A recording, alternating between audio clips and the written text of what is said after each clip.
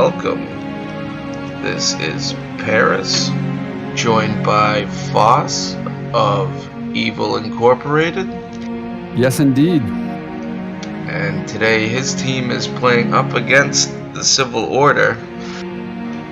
This is an ancient match from Myth World Cup 1999. A bottom bracket match. Game 1 of a best of 3 series. So, Phos, going back over 2 decades, what can you remember from this match right here?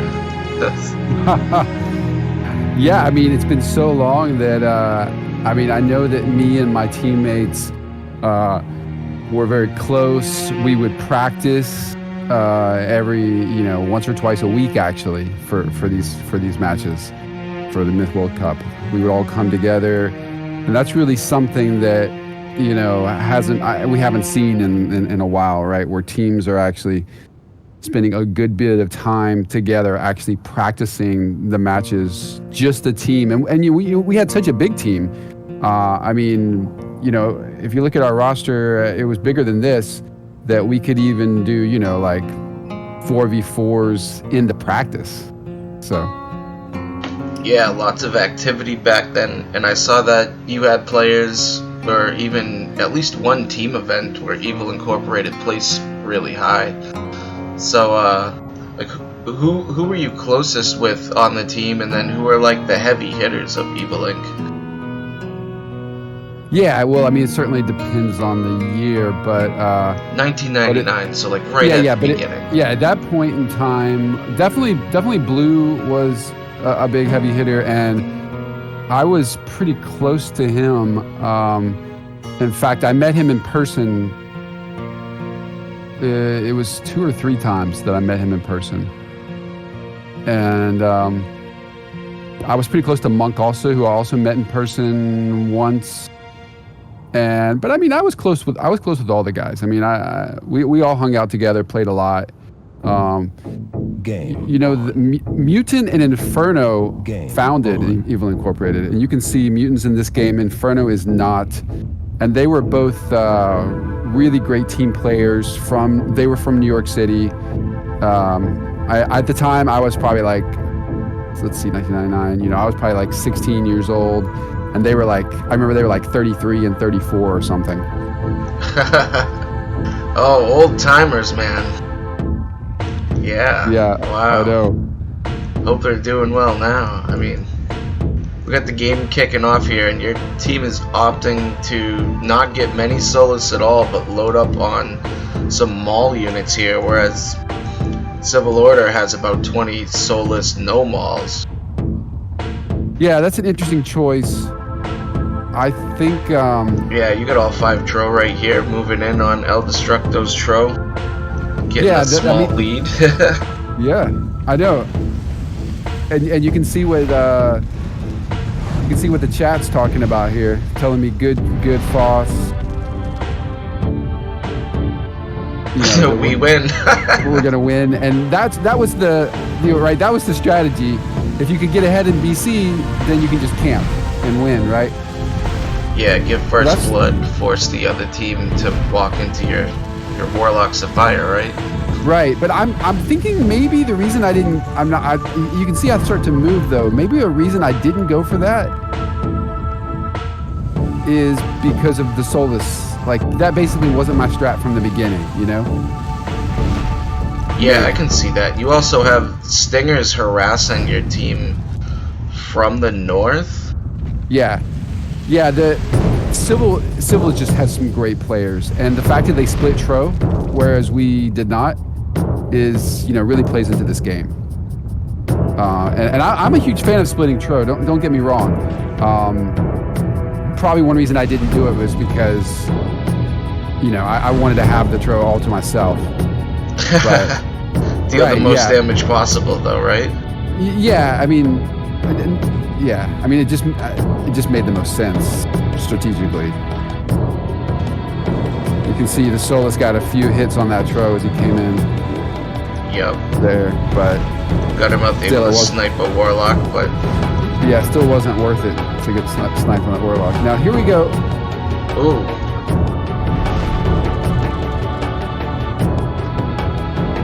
See, it seemed like we could have trapped that Tro there. It was possible, albeit from what I've Maybe. seen, Guttermouth is pretty slippery with the Tro. Yeah, I know. Maybe not, right? One of the better players, just tougher to land the trap on.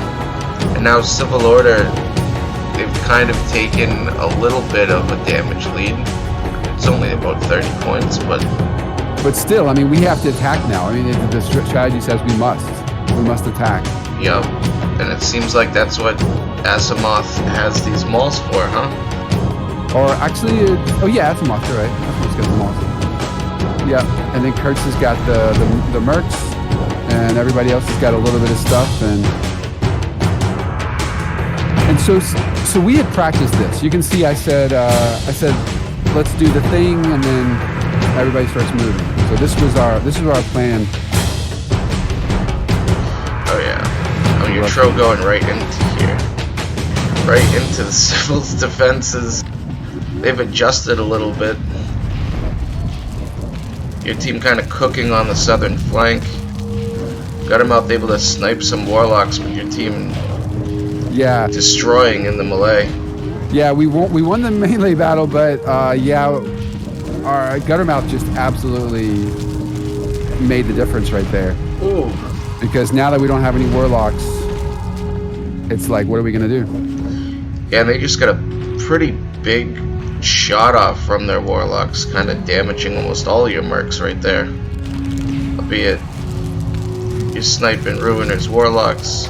He's got the fire ring up, able to take out that Tro, but again, it's only like a 30 damage point difference or so, 40, 50 points. Right, yeah. Numerically, it's pretty close. And then, mutants, yeah, you know, he's still got his Solus left. We got 3 Solus, so we could do a little bit of artillery damage, but how much can we really do against a mountain of Solus, right? Yeah, that could be an issue. You got 5 minutes to kind of figure it out, and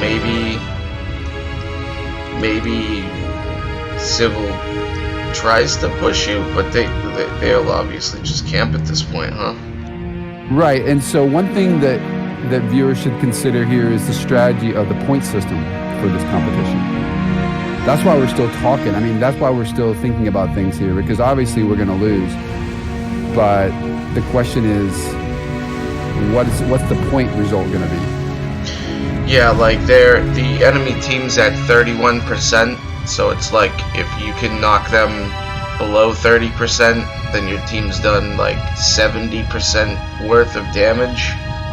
All the while you kept like 40% yourself. I mean, you won't get the points for the win, but it's a way to keep your team competitive. Yeah, so if we can defend this Tro that's almost dead, and then we could also somehow kill like a warlock, then that would be like, I think, a 2-point difference, like two more points in our favor. Is that right? Something like that. Yeah, it's either 2 or 3 points. Yeah. I'd have to double check the scoring after this, and I can bring it up in game 2. But I mean, it seems like at this point your team's just trying to mitigate the damage of losing the game here. You know, kind of smart play, not really feeding your units. It's different than like the end of a Lamoth game, where like both teams are kind of pushing in for the flag, or the game's already been decided. Yeah, but Civil had just some amazing players. You know, Guttermouth, Thinger, Fod, Ruiner, and even Visigoth and Elder Structo. I mean, and they were all really, really good, just solid players. I do remember, I think it was Fod, unless it was Stinger. It was one of those two. I think it was Fod, though, that I played in a 1v1 match in the original Myth the Fallen Lords. Oh, yeah. Like TFL? Yeah, TFL. It was a tournament. It was it was a single player, like, you know, basically 1v1 bracket tournament. And I actually made it to the finals, and it was against, like I said, I think it was FOD, unless I know it was a civil guy. I think it was FOD, and I actually won that tournament. So, 1990, that would have been 1998. And yeah, it was great. And Bungie put up a small prize. It wasn't a Bungie tournament, you know, it was like a fan tournament. I'm not sure who did it, but the guy who organized it convinced Bungie to put up a $50 Bungie.net gift certificate. And you remember receiving the prize? Yeah, I got the $50 gift certificate, and I used the funds. I went online and I bought 3 T-shirts. Three myth T-shirts. They were the T-shirts that had on the back. It has like an exploding man. Like, it looks like maybe an exploding white, possibly. Although it doesn't look like a white, but like an exploding man on the back. And then on the front it said Bungie Carnage for the rest of us. So yeah, and so I got 3 of them, and I saved 1 for myself, and then I gifted 2 to 2 of my order mates on Evil Incorporated. Nice. There you go. I mean, it was a time when activity was at its peak for the game. Definitely cool that Bungie was able to support the community at the time, you know? Yeah. Can you remember who got the shirts? No, I can't remember who I gave them to. It would have been 1998, so kind of early. I know it wasn't Mutant Inferno. It was like 2 other people. Honestly, it might have been Colonel Kurtz and Monk, maybe. But I can't remember for sure. And this was Jedi. Like, it could have been Jedi too. I'm not really sure. Yeah, I mean, I am wondering about more information on that event, but for now, yeah, we should look this thing up. Unless I'm remembering wrong, and I mean, unless I'm remembering wrong, and I placed like 3rd or something, you know, and I didn't win. But I know I remember, and it must, and you know, it was like the 3rd, 4th place battle that I faced FOD. But I have a very distinct memory of beating a civil player in the last match. And you remember earning the T-shirts, right? Oh yeah, exactly. Yeah, all that happened. It all absolutely happened. Whether I placed 1st or not, versus like a 3rd or something, I can't 100% remember. I'll have to look that up on the internet. It should be out there somewhere. Yeah, we'll check it out. We'll have to get back to the scoring because I see your team dropped below the 40%, so your team might have lost a point there, or Civil might have gained a point. Yep. Your team unable to drop them below the 31%. You have a massive amount of damage this game, leading in kills and damage for the game. Congrats there, Phos. I mean, that's just, you got the Tro, so you're going to do a lot of damage. The nature of the game, right? It just seems like your Warlock players weren't able to do that much damage between Mutant, Thief, Val, and Monk. Only getting like 1 or 2 damage here, whereas everyone on Civil kind of contributing, you know? Yeah, I think from a strategy perspective, probably like today, what I would probably have done is give those guys like maybe 2 mercs or even 2 mauls apiece, like just, or even 4 might be better, but I don't know, it might have messed up with my strat. But you give those guys a little bit of melee so they can help defend themselves, Yeah. It's tough. It's tough when you want to hold on to like all 5 Tro, and the enemy team has like Tro basically picking at you from all different angles, almost like hyenas, Yeah, the only way to stop it, to keep those warlocks safe, is to give the guy with the warlocks a little bit of melee to help defend. Kind of like what we do on Proving Grounds, Yeah. No, it makes sense. I mean, on PG, sometimes you'll have a random goal coming in. But like if the like sometimes Tro just get decided in basically the center of all the action on PG, but quite often I'll find myself just running off to try and flank and outrun the opposing Tro. But there's not really an option for that here because unlike Proving Grounds, you have these hills that you can just anchor onto, kind of maintain a stronger position where you'll take less damage and be able to put out the most as possible, you know? Like, the solos here for Civil have extra range just being up on that hill. Yep. But, close one. Yeah, you can see at the end, I was throwing out some ideas that maybe I could have run in and kicked, like with my healthy Tro, that I could have just run in and kicked that Warlock, and we could have knocked them down below 31%. So that was kind of what we were discussing at the very end.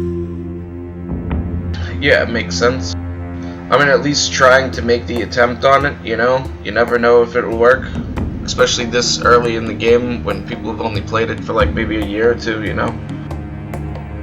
Yeah, well, I had that one healthy Tro that I kind of did try to go in, but I guess it seems like I picked the wrong side. Like I went to the other side and just abandoned it. But anyways. Yeah, let's jump over to game number 2.